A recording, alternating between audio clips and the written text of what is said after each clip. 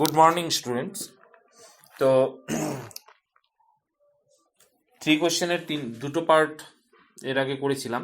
আজকে last part, third বা last part করছি, অর্থাৎ আজকে গল্পটা শেষ করব। তোমরা ভালো মতো পড়বে, আর এখান থেকে প্রবাবল কোয়েশ্চেন কী কী হতে পারে সেগুলো পড়ার মধ্যে অল্প বিস্তর গ্রামার বা যা আসবে অল্প বিস্তর আলোচনা করব। এরপরে তো যে ব্রড কোয়েশ্চেন, শর্ট কোয়েশ্চেন, এগুলো আমি গ্রামার এগুলো আমি ডিটেলসে পরে দিয়ে দিব। তো লেট আস স্টার্ট। আগের দিন যেখানে শেষ করেছিলাম সেটা হচ্ছে বিয়ার্ডেড ম্যান বা ওয়ান্ডেড ম্যান, সে সকালবেলায় জেগে মনোযোগ সহকারে ওই জারের দিকে তাকিয়েছিল, এখানে শেষ করেছিলাম। অর্থাৎ gazing intently at him with shining eyes, এখানটায় শেষ হয়েছিল। তো তারপরের থেকে শুরু করছি। Forgive me, said the bearded man in a weak voice. Forgive মানে ক্ষমা করা, তো forgive me আমাকে ক্ষমা করবেন। said the bearded man, দাড়িওয়ালা লোকটি বলল, in a weak voice মানে দুর্বল কণ্ঠে। কেন দুর্বল কণ্ঠ? যে অনেক ব্লিডিং হয়েছে, শরীর দুর্বল হয়ে গেছে, সেই কারণে। কখন বললো এই কথাটা? when he saw that, যখন সে দেখলো যে the jar was awake, যে জার জেগেছিল, and was looking at him, এবং তার দিকে তাকিয়েছিল। I don't know you, আমি আপনাকে চিনি না। and have nothing to forgive you for, said the jar, এবং আপনাকে ক্ষমা করার মতো আমার কিছু নেই, জার বলল। কেন? জাস্ট ঘুম থেকে উঠেছে, তো আগের দিন কি কি হয়েছে, কোথায় আছে, তো কনফিউজড একটা স্টেটে আছে, ট্রান্স লাইক স্টেটে আছে, তাই সেটা মনে করতে পারছে না, সেই জন্য ওকে চিনতে পারেনি। You do not know me, আপনি আমাকে চেনেন না, বাট আই নো ইউ, কিন্তু আমি আপনাকে চিনি। I am that enemy of yours, আমি হলাম আপনার সেই শত্রু, এনিমি মানে শত্রু, who swore to revenge himself on you, যেই শত্রু কি করেছিল, সোয়ার, SWEAR, সোয়ারের সেকেন্ড ফর্ম হচ্ছে সোর, মানে প্রতিজ্ঞা করা। যেই শত্রু প্রতিজ্ঞা করেছিল to revenge himself on you, সে নিজে রিভেঞ্জ নেবে, প্রতিশোধ নেবে আপনার উপরে। তাহলে প্রতিশোধ কেন নেবে?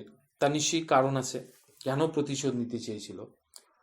তার মানে এখান থেকে কোশ্চেন হতে পারে, why did the bearded man want to kill the tsar? উত্তরটা বলছে, তাহলে the bearded man wanted to kill the tsar because you executed his brother and seized his property. জারের দুটো দোষ ছিল, একটা হচ্ছে জার তার ভাইকে, অর্থাৎ বিয়ার্ডেড ম্যানের ভাইকে মৃত্যুদণ্ড দিয়েছিল, এক্সিকিউটেড। আর কি করেছিল? সিজড হিজ প্রপার্টি, তার ভাইয়ের, বিয়ার্ডেড ম্যানের ভাইয়ের যে সম্পত্তি সেটাকে বাজেয়াপ্ত করেছিল, সিজড করেছিল। এই কারণে bearded man was angry with the tsar and he wanted to take revenge on the tsar by killing him. এটা মনে রাখবে। নেক্সট, আই নিউ, আমি জানতাম, you had gone alone to see the hermit, যা আপনি একা গিয়েছিলেন হারমিটের সঙ্গে দেখা করতে। And I resolve to kill you, এবং আমি সিদ্ধান্ত নিয়েছিলাম আপনাকে মেরে ফেলতে, হত্যা করতে। অন ইউর ওয়ে ব্যাক, আপনার ফেরার পথে। বাট দ্য ডে পাস্ট, দিন চলে গেল। And you did not return, এবং আপনি ফিরে এলেন না। সুতরাং I came out from my ambush, আমি বেরিয়ে এলাম, ফ্রম মাই অ্যাম্বুশ, আমার অ্যাম্বুশ থেকে। সরি, তাহলে অ্যাম্বুশটা কি? যেই জায়গায় কেউ লুকিয়ে থাকে সেই লুকোনোর জায়গাটাকে অ্যাম্বুশ বলা হয়। তাহলে আমি যে জায়গায় লুকিয়েছিলাম সেই জায়গা থেকে আমি বেরিয়ে এলাম, কেন? টু ফাইন্ড ইউ, আপনাকে খুঁজতে। অ্যান্ড আই কেম আপন ইয়োর বডিগার্ড, কেম আপন হচ্ছে ফ্রেজাল ভার্ব, মানে হচ্ছে মেট, মানে সাক্ষাৎ করা। অ্যাক্সিডেন্টালি মেট মানে অ্যাক্সিডেন্টালি মিট করা, হঠাৎ করে সাক্ষাৎ করা, সাডেনলি মিট হয়ে যাওয়া, আনএক্সপেক্টেডলি কারোর সঙ্গে সাক্ষাৎ হচ্ছে, সেটা কেম আপন। এবং আমার সঙ্গে সাক্ষাৎ হলো আপনার বডিগার্ডের। অ্যান্ড দে রেকগনাইজড মি, এবং আপনার বডিগার্ড যারা ছিল তারা আমাকে রিকগনাইজ করতে পারলো, রিকগনাইজ মানে চিনতে পারা, অ্যান্ড ওন্ডেড মি, এবং আমাকে আহত করলো। আই এসকেপড ফ্রম দেম, আমি তাদের থেকে পালিয়ে এলাম, এসকেপ মানে পালিয়ে আসা, but should have bled to death. ব্লিডের সেকেন্ড ফর্ম, থার্ড ফর্ম হচ্ছে ব্লেড, ব্লিডিং হয় না, রক্তপাত। কিন্তু should have bled to death মানে রক্তপাত হতে হতে আমার মৃত্যু হতে পারত। Had you not dressed my wound, এখানে হ্যাড মানে হচ্ছে ইফ, যদি, if you had not dressed my wound, এরকমটা মানে যদি না আপনি আমার এই ক্ষতস্থান ড্রেস করে দিতেন, মানে ব্যান্ডেজ করে না দিতেন আপনি, তাহলে আমার রক্তপাত হতে হতে আমার মৃত্যু হতে পারত। I wish to kill you, আমি আপনাকে হত্যা করতে চেয়েছিলাম। And you saved my life, আর আপনি আমার জীবন বাঁচিয়েছেন, সেভ করেছেন। নাও এখন, ইফ আই লিভ, আমি যদি বেঁচে থাকি, অ্যান্ড ইফ ইউ উইশ ইট, আপনি যদি এটা চান, আই উইল সার্ভ ইউ, আমি আপনাকে সার্ভ করব, আপনার সেবা করব, as your most faithful slave, আপনার সবচেয়ে বিশ্বস্ত চাকর হিসেবে। And will bid my sons, bid মানে আদেশ করা, আমি আমার ছেলেদেরকে আদেশ করব, টু ডু দ্য সেম, একই কাজ করতে। একই কাজ করতে মানে যে তার ছেলেরাও রাজাকে সার্ভ করবে, যারকে সার্ভ করবে মানে তার সেবা করবে। ফরগিভ মি, আমাকে ক্ষমা করবে। তাহলে এখান থেকে একটু পিছিয়ে যাচ্ছি। Forgive me, who said to whom, কে কাকে বলেছিল? তাহলে the wounded man or the bearded man said to the tsar. When, কখন বলেছিল? তো কখন বলেছিল? যখন জেগে উঠলো, জেগে উঠে দেখলো যে জার, তা মানে জারকে যখন দেখলো জেগে আছে, আর যখন বিয়ার্ডেড ম্যানও জেগে উঠলো, তখন বিয়ার্ডেড ম্যান তার দিকে তাকালো এবং হচ্ছে এই বললো আমাকে ক্ষমা করবে। তাহলে ক্ষমা কেন চাইলো? The bearded man could realize his fault. The bearded man wanted to kill the jar because the jar executed the bearded man's brother and seized his property. But the bearded man was wounded by the jar's bodyguard and he was severely wounded. He was bleeding profusely. মারাত্মকভাবে রক্তপাত হচ্ছিল। In this condition, with this condition, the wounded man came running to the jar and hermit for their help. And the jar, with the help of hermit, nursed the bearded man or wounded man with his utmost care. He washed his wound, rebandaged the wound again and again, and thus the jar saved his life, saved the life of the bearded man. And the bearded man in the morning could realize this. He could realize that he wanted to kill the jar, but the jar in return saved his life. So realizing this fact, realizing the fact that whom he wanted to kill had saved his life, যে তাকে যাকে সে মারতে চেয়েছিল সেই তার জীবন বাঁচিয়েছিল, the bearded man became grateful to the tsar, অর্থাৎ বিয়ার্ডেড ম্যান হচ্ছে জারের প্রতি কৃতজ্ঞ হলো, এবং আউট অফ হিজ গ্রেটফুলনেস, তার এই কৃতজ্ঞতার থেকে, অ্যান্ড রিয়ালাইজিং হিজ ফল্ট, এবং তার ভুলটা বুঝতে পেরে, the bearded man asked forgiveness from the tsar, অর্থাৎ জারের কাছে ক্ষমা চাইলো। তাহলে এটা একটু সাজিয়ে উত্তরটাকে লিখতে হবে, এখান থেকে প্রশ্ন থাকে। যাই হোক, এবার এরপরের থেকে আমি শুরু করছি। The tsar was very glad. ও, তার আগে আরেকটা জিনিস বলে নেই, যে এই যে ক্ষমা চাইলো, শুধু ক্ষমাই চাইলো না, এবং হচ্ছে বিয়ার্ডেড ম্যান প্রমিস করলো, bearded man promise that he would serve the tsar as his most faithful slave or servant, and not only that, he also would bid his sons to do the same. শুধু তাই নয়, সে তার ছেলেদেরকেও কি করবে, রাজাকে যাতে সেবা করে সেই জন্য তার ছেলেদেরকে আদেশ করবে, এটাও প্রমিস করলো কে? Bearded man. The tsar was very glad, তো জার তো স্বাভাবিকভাবে খুব খুশি হয়েছিল। কেন? To have made peace with his enemy so easily, এতটা সহজভাবে তার এনিমির সাথে, শত্রুর সাথে শান্তি স্থাপন করে, বন্ধুত্ব করে যার খুব খুশি হয়েছিল। And to have gained him for a friend, এবং তাকে, তার শত্রুকে তার বন্ধু হিসেবে গেইন করে মানে লাভ করে, তার বন্ধুত্ব লাভ করে যার খুব খুশি হয়েছিল। And he not only forgave him, তাই যার শুধু তাকে ক্ষমাই করলো না, বাট সেইট, বরং বলল, he would send his servant, সে তার সার্ভেন্টদেরকে পাঠিয়ে দেবে, মানে রাজা তার চাকরদেরকে পাঠাবে, অ্যান্ড হিজ ওন ফিজিশিয়ান, এবং তার নিজের যে ফিজিশিয়ান আছে, ডক্টর যে আছে, তাকে পাঠিয়ে দেবে, টু অ্যাটেন্ড হিম, তাকে অ্যাটেন্ড করার জন্য, তাকে শুশ্রূষা করার জন্য। কাকে? ওই বিয়ার্ডেড ম্যানকে। তাহলে বিয়ার্ডেড ম্যানকে শুশ্রূষা করার জন্য, সেবা করার জন্য যা তার সার্ভেন্টদেরকে পাঠাবে, এবং তার নিজস্ব যে ফিজিশিয়ান আছে তাকেও পাঠিয়ে দিবে। And promise to restore his property, এবং আরও প্রমিস করলো যে সে তার ভাইয়ের যে সিজ প্রপার্টি, বাজেয়াপ্ত হওয়া সম্পত্তি, সেটাকেও রিস্টোর মানে ফেরত দিবে।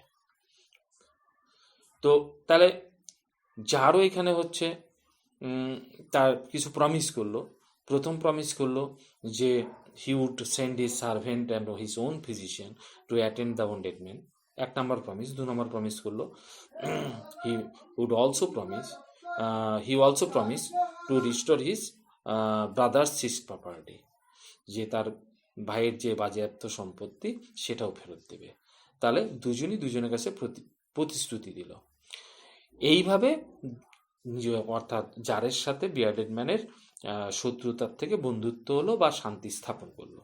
তাহলে যদি প্রশ্ন থাকে, how did the tsar make peace with the bearded man, তাহলে উত্তরটা হবে, প্রথমে আমরা ওইটা বলে নিব যে আগে যেটা বললাম, যে তার ভুল বুঝতে পেরে এবং হচ্ছে জারের প্রতি কৃতজ্ঞ হয়ে সে হচ্ছে ক্ষমা চাইলো। ক্ষমা চাওয়ার পরে সে প্রতিশ্রুতি দিল, আবার বিনিময়ে হচ্ছে যার খুশি হলো এবং যারও হচ্ছে প্রতিশ্রুতি দিল। এই দুটো প্রতিশ্রুতির কথাও এখানে উল্লেখ করতে হবে। এইভাবে তারা নিজেদের মধ্যে শান্তি স্থাপন করলো বা নিজেরা বন্ধু হলো। এখান থেকে কিন্তু একটা প্রশ্ন থাকতে পারে। Having taken leave of the wounded man, wounded man অর্থাৎ ওই আহত মানুষটার থেকে ছুটি নিয়ে বা আহত মানুষটাকে রেখে দিয়ে লিভ করে, the tsar went out into the porch, tsar কোথায় চলে গেল? বারান্দায় চলে গেল, porch. And looked around for the hermit, এবং চারপাশে তাকালো হারমিটকে খোঁজার জন্য। বিফোর গোয়িং অ্যাওয়ে, চলে যাবার আগে, হি উইশড ওয়ান্স মোর, সে আরও একবার চাইলো, wanted once more to beg an answer to the questions he had put, সে যে কোয়েশ্চেনগুলো রেখেছিল, সেই প্রশ্নগুলোর উত্তর আরও একবার জানতে চাবে, এটা সে ইচ্ছা করলো। The hermit was outside, hermit বাইরে ছিল। অন হিজ নিজ, নি মানে হাঁটু গেড়ে বাইরে বসেছিল। সোয়িং সিডস, এবং বীজ বপন করছিল। ইন দ্য বেডস, ওই জমিগুলোতে, that had been dug the day before, যে জমিগুলো খনন করা হয়েছিল একদিন আগে, মানে গতকাল। তাহলে এখানে বেড মানে জমি। তাহলে লাস্টে যখন যার বেরিয়ে গেল সকালবেলা, যে সে উত্তরগুলো জানতে চাইবে, তখন ওই হারমিট কি করছিল? The hermit was sowing seeds in the bed that had been dug the day before, এটা কিন্তু মনে রাখতে হবে। দ্য জার অ্যাপ্রোচড হিম, যার তার দিকে এগিয়ে গেল, অ্যান্ড সেইড, এবং বলল, ফর দ্য লাস্ট টাইম, শেষবারের মতো, আই প্রে ইউ, আমি আপনার কাছে প্রার্থনা করছি, টু আনসার মাই কোয়েশ্চেন, আমার প্রশ্নগুলোর উত্তর দিতে। ওয়াইজ ম্যান, জ্ঞানী লোক। You have already been answered, আপনাকে অলরেডি উত্তর দেওয়া হয়েছে। সেইড দ্য হারমিট, হারমিট বলল। Still crouching on his thin legs, তখনও গুটিসুটি মেরে তার ওই পাতলা পায়ের উপর বসেছিল। ক্রাউস মানে গুটিসুটি মেরে বসে থাকা। বসে বলল, আপনাকে তো অলরেডি উত্তর দেওয়া হয়ে গেছে। And looking up at the tsar, জারের মুখের দিকে তাকিয়ে, হু স্টুড বিফোর হিম, যে তার সামনে ছিল। মানে জারের মুখের দিকে তাকিয়ে সে বসে থেকেই বলল যে আপনাকে তো অলরেডি উত্তর দেওয়া হয়ে গেছে। এবার naturally the tsar was surprised, tsar তো সারপ্রাইজড হবেই, যে কিভাবে উত্তর দিল, এবং আমরাও জানি না কিভাবে উত্তর দিল, সেটা এখন এক্সপ্লেন করবে। How answered, what do you mean? আজ দ্য জার। জার বললো, জিজ্ঞেস করলো, কিভাবে আনসার দিলেন, কিভাবে আনসার দেওয়া হলো, আপনি কি বলতে চেয়েছেন? Do you not see? আপনি কি দেখতে পাননি? Replied the hermit. হারমিট উত্তর দিল, if you had not pitied my weakness yesterday, যদি আমার এই দুর্বলতার উপর বা দুর্বল অবস্থার জন্য আমার প্রতি আপনি করুণা না দেখাতেন, পিটি মানে করুণা দেখানো, দয়া করা, দয়া না করতেন, and I had not dug those beds for me, এবং আমি যদি ওই জমিগুলো এবং আপনি যদি আমার জন্য ওই জমিগুলো খনন না করতেন, বাট হ্যাড গান ইউর ওয়ে, বরং আপনি না করেই রাস্তা ধরে চলে যেতেন, তাহলে কি হতো? That man would have attacked you, ওই লোকটা আপনাকে অ্যাটাক করতে পারতো, আক্রমণ করতে পারতো, and you would have repented of not having stayed with me, আপনি ইউ উড হ্যাভ রিপেন্টেড, আপনি অনুতপ্ত হতেন, of not having stayed with me, আমার সঙ্গে না থাকার জন্য, স্টে মানে থাকা। So the most important time was, সুতরাং সবচেয়ে গুরুত্বপূর্ণ সময় ছিল, when you are digging the beds, যখন আপনি জমি খনন করছিলেন। তাহলে এইবার উত্তরগুলো দিচ্ছে, the most important time was when the tsar was digging the beds, এইভাবে আমরা বলবো যে যখন জার ওই জমি খুঁড়ছিল সেটা ছিল সবচেয়ে গুরুত্বপূর্ণ সময় ফর দ্য জার, জারের জন্য। And I was the most important man, and আমি ছিলাম আপনার জন্য সবচেয়ে গুরুত্বপূর্ণ ব্যক্তি, অর্থাৎ at that in this situation or at that time the hermit was the most important man for the tsar, অর্থাৎ হারমিট ছিল জারের জন্য সবচেয়ে ইম্পর্টেন্ট লোক। And to do me good, এবং আমার ভালো করা, was your most important business, আমার ভালো করাই হচ্ছে আপনার সবচেয়ে গুরুত্বপূর্ণ কাজ, অর্থাৎ এটাকে আমরা যদি বলি টু ডু হিম, অর্থাৎ হিম মানে হচ্ছে এখানে হারমিট, গুড অর্থাৎ হারমিটকে ভালো করা, was the most important business for the tsar. তাহলে তিনটা প্রশ্নের উত্তর দিল। প্রথম প্রশ্নের উত্তর দিল যে সবচেয়ে গুরুত্বপূর্ণ কাজ কি, ওই জমি খনন করা। সবচেয়ে গুরুত্বপূর্ণ ব্যক্তি কি ছিল, ওই সময় ছিল হচ্ছে জার, এবং সবচেয়ে প্রথমটা হচ্ছে সবচেয়ে গুরুত্বপূর্ণ সময় ছিল জমিটা খনন করা, এবং হচ্ছে সবচেয়ে গুরুত্বপূর্ণ ব্যক্তি ছিল হচ্ছে জারের জন্য ওই হারমিট ছিল সবচেয়ে গুরুত্বপূর্ণ ব্যক্তি জারের কাছে, এবং হারমিটের ভালো করা ছিল জারের কাছে সবচেয়ে গুরুত্বপূর্ণ কাজ। তাহলে তিনটে প্রশ্নেরই উত্তর দিয়ে দিল। তো এটা একটা সিচুয়েশনের উত্তর দিল। এবার সিচুয়েশন যখন চেঞ্জ হয়, টাইম যখন চেঞ্জ হয়, তখন কিন্তু এই প্রশ্ন তিনটের যে উত্তর সেটাও কিন্তু চেঞ্জ হয়। তাই দুটো ডিফারেন্ট সিচুয়েশনে, এবং through the practical experience of the জারের হচ্ছে প্র্যাকটিক্যাল এক্সপিরিয়েন্স, অভিজ্ঞতার মধ্য দিয়ে উত্তর দেওয়ার চেষ্টা করছে। তো এটা হচ্ছে অভিজ্ঞতার মধ্য দিয়ে উত্তর দিল, আগের যে তিনটা উত্তর দিল প্র্যাকটিক্যাল সিচুয়েশনের মধ্য দিয়ে জারকে তার তিনটা প্রশ্নের উত্তর দিল, আর সেই জন্যই এতক্ষণ ধরে ওয়েট করছিল, সরাসরি উত্তর দেবে না বলেই এতক্ষণ ধরে ওয়েট করছিল কে না হারমিট, যে তাকে প্র্যাকটিক্যালি উত্তর দেবে। আফটারওয়ার্ডস, পরবর্তীতে, when that man ran to us, যখন সেই লোকটা আমাদের কাছে দৌড়ে এলো, মানে বিয়ার্ডেড ম্যান বা ওন্ডেটাগুলো বেঁধে না দিতেন, ব্যান্ডেজ না করতেন, হি উড হ্যাভ ডাইড, সে মারা যেত, without having made peace with you, আপনার সঙ্গে শান্তি স্থাপন না করে। So he was the most important man, তাই সে ছিল সবচেয়ে গুরুত্বপূর্ণ ব্যক্তি। And what you did for him, এবং আপনি তার জন্য যেটা করলেন, was your most important business, সেটা ছিল আপনার জন্য সবচেয়ে গুরুত্বপূর্ণ কাজ। তাহলে সেকেন্ড সিচুয়েশন, অর্থাৎ যখন বিয়ার্ডেড ম্যান আসলো, তার ফার্স্ট সিচুয়েশন হচ্ছে যখন হচ্ছে প্রথম দেখা হলো জারের আর হচ্ছে হারমিটের, তখন একটা সিচুয়েশন, সেই সিচুয়েশনে তিনটা হলো। এবার তারপর হচ্ছে বিয়ার্ডেড ম্যান দৌড়ে আসলো, আসার পরে একটা সিচুয়েশন ক্রিয়েট হলো, তখন হচ্ছে তিনটে প্রশ্নের উত্তর আবার দিল।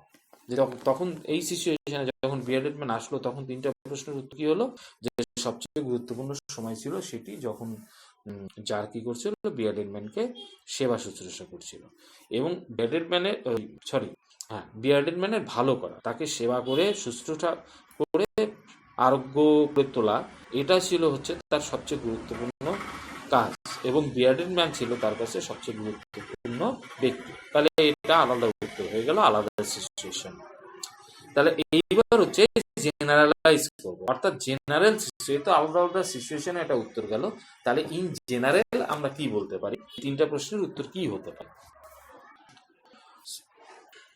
রিমেম্বার দেন, তাহলে মনে রাখবেন, there is only one time that is important. এটা জেনারেল ওয়ে বলছে যে একটাই সময় সবচেয়ে গুরুত্বপূর্ণ, এবং সেটা হচ্ছে নাও, মানে এখন, মানে present is the most important time. General ওয়েতে বলবেন it is the most important time, এটা হচ্ছে সবচেয়ে গুরুত্বপূর্ণ সময়, because it is the only time, এটাই হচ্ছে একমাত্র সময়, when you have any power, যখন আপনার কোনো ক্ষমতা থাকে। বর্তমানেই আপনার কোনো ক্ষমতা আছে, অতীতে যেটা শুধু অতীত, ভবিষ্যতে কি হবে আমরা জানি না। সুতরাং present is the most important time, কারণ বর্তমানেই আমাদের পাওয়ারটা আছে।